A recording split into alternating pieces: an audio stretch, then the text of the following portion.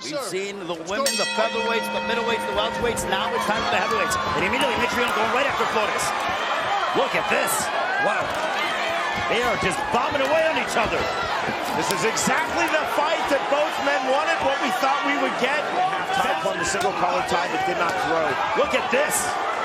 They both are trying to throw heavy leather. Against the ropes. I know, but Flores is very smart also. He immobilizes his arm with an overhook. Keeps it very tight to him. Big right hand by Flores. Yuji Shimada from Japan. I don't know if that's going to work. Mitrione landed that left hand. And the underhooks in some of their tactics. Left hook there by Mitrione. Yeah, and Mitrione can hit, man. This guy. He's representing Team MMA. Well, Shannon Briggs was quite confident. He said that in right here. We'll see if that comes to fruition. There's a right hook that connected by Mitrione. Wow. Yep. But Flores was just laughing. Oh! Flores rock. Yeah. The volume right back from the highly athletic Mitrione. Yeah. Able to stop Alexander Flores here tonight. Oh, that would be insane. Can you imagine? He needs to push the action now. He wants to wrap it up in his space. He's swarming him. Because Flores can knock you out at any moment. Very smart. In and out, in and out. He's doing it in the clinch. Out and in, out and in. Flores looking to land that big Titanic shot, but to no avail. He was put in Arlington, Texas at Globe Life Field. Ray Flores, Sean Wheelock, El Wapo, Boss Root, and also Nick Cannon, Sidney Conti as well. That Joe Eric beat prime bases at the analyst desk. Great to be here. Oh, look at that. That was smart. Dagestani handcuff from that Mitrione. I love it. Is it legal?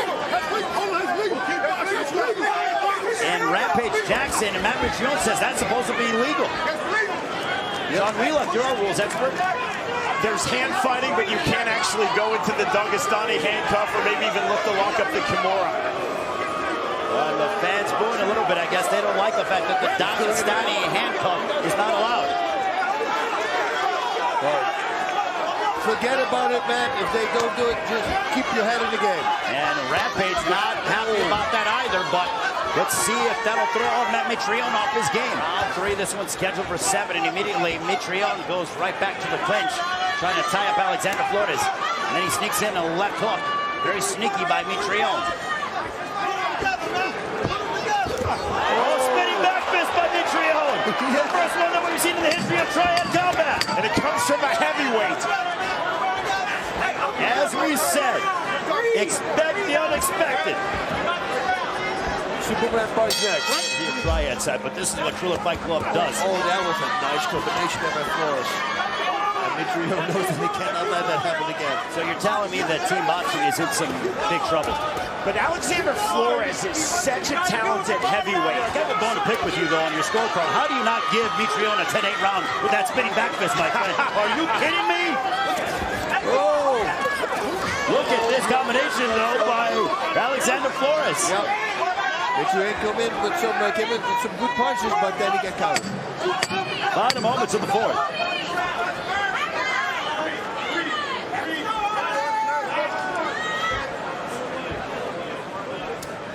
Round 5, because he was totally clear of his face in between the 4th round. From the half-tie plum now.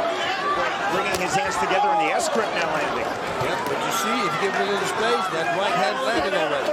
Dropping Flores, that 10-8 round number 2. I think Mitrione now, this is somewhat of a plan B.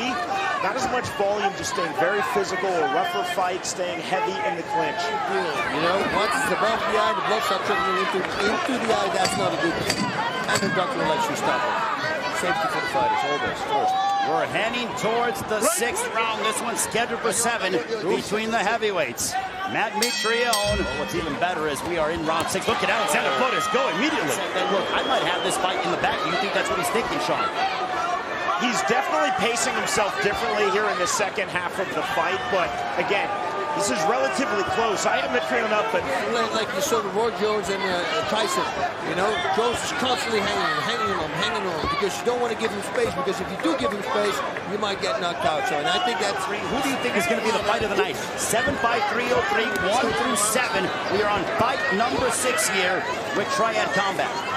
Matt Mitrione was a defensive lineman in the NFL. This looks like defensive lineman drills. Just driving forward. Making yourself heavy, let that opponent carry the weight. Ooh, we got Brock there. It's a right hand by Flores, though. Yeah.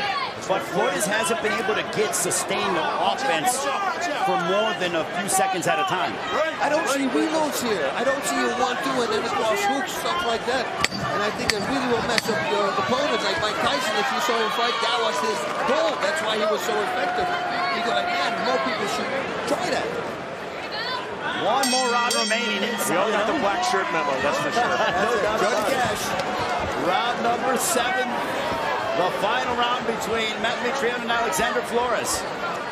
Our co-main event. Flores needs space. He needs to move out of this, push him away, and start fighting boxing backwards, because that's the only way he can win. Sean Wheelock through the first 6 rounds. How do you have it? 58-56, Matt Mitrione. I gave Alexander Flores round number 6, but Matt Mitrione greatly benefited from the start to this fight. A big round 1, and again, the knockdown 10-8 round 2. And then you get the same arm, he hits him. There's a couple of hooks as Flores looking to create some distance.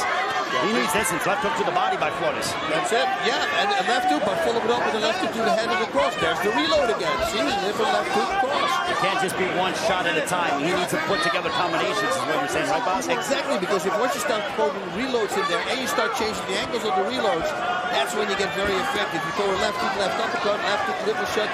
You see stuff like that. Mike Tyson knocked a lot of people out with a spleen right uppercut.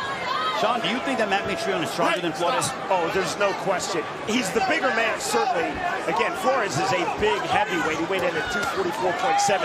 Mitrione, 272.2. What I like about what we've seen all night, guys, is no hesitancy from any one of the fighters that we've seen here tonight. Right, and it's not just that Mitrione is heavier.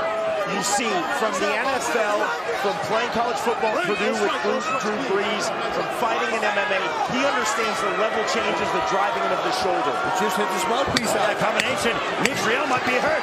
Mitrione might have gotten rocked.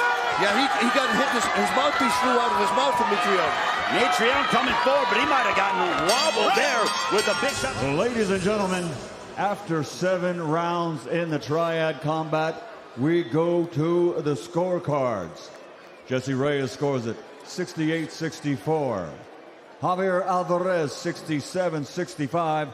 And Lawrence Cole 68-64. All 3 scores go to the winner by unanimous decision. Representing Team Boxing, he is Alexander the Great Flores.